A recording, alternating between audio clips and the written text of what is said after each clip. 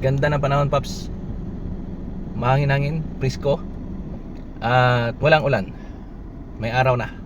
Meron akong share about Isaiah 66, 20 to 23. Basahin ko, ha. Ganito ang kanyang sinasabi. Sapagkat kung paano ang mga bagong langit at ang mga bagong lupa ay aking nilikhain, ay mananatili sa harap ko, sabi ng Panginoon, ganon manatili ang iyong lahi at ang inyong pangalan. Mangyari na mula sa bagong buwan hanggang sa panibago, mula sa isang Sabat hanggang sa panibago, paparoon ang lahat upang sumamba sa harap ko, sabi ng Panginoon. Share ko lang yan, Paps, kasi marami nagsasabi na tayong mga Kristiyano is sumasamba sa araw ng linggo, which is wala tayong mabasihan na linggo ang ating samba. Pero ang Biblia malinaw na nagsasabi na ipangilin ang Sabat. So Sabat ang dinidescribe ng Biblia, which is Sabado.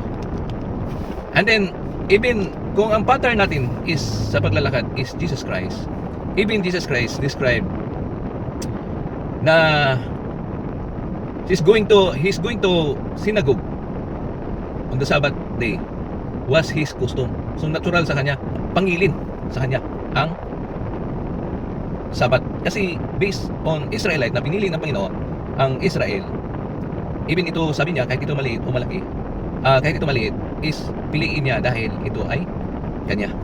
Ginawa niya ang kanya. So as a Christian, tinawag din na Christian kasi sumusunod tayo kay Jesus Christ. Ang pattern natin is Jesus Christ.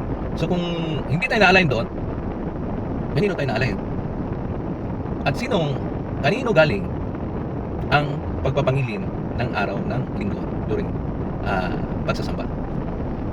Makikita rin sa Genesis na sinasabi doon, Genesis 2 and 3 na sinasabi doon.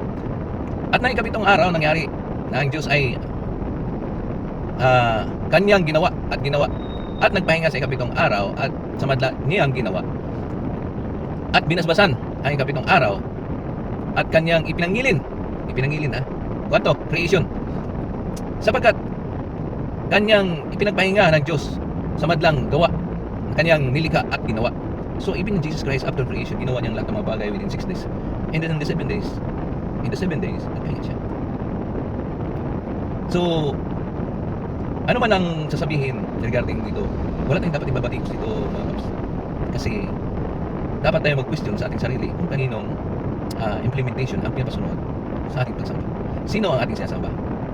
Ang tao ba o ang Diyos? Ganito ang sinasabi ng Apokalipsis. Hayag na ganito ang sinasabi sa Apokalipsis 12:17.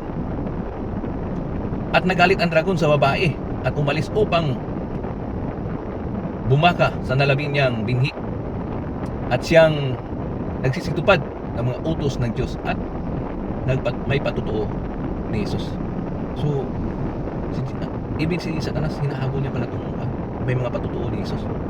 So hindi ka nai-stress sa kung ano yung pananampalataya mo dahil hindi ka kinukontra ni Satanas. Bugtahan ka na dito, mga Paps. Ganito rin yung sinasabi sa darating na mga araw sa paghuhukom. Marami daw ang tatawag kay Jesus Christ. Ang sinasabi nila dito sa 21:23, ganito nagsasabi sa akin, Panginoon, Panginoon, ay papasok sa kaharian ng langit. Kundi yun lamang ang gumaganap sa kalooban ng aking amang nasa langit. Yun lang daw ang makapasok sa kaharian ng langit. Marami nagsasabi sa araw na iyon, Panginoon, Panginoon, hindi ba nagpanghula kami sa iyong pangalan at nagpalayas kami ng mga demonyo, at sa pangalan mo nagsigawa kami ng maraming gawang makapangyarihan? O kaninong kapangyarihan ang ginamit? Siyempre drama ni Satanas yun.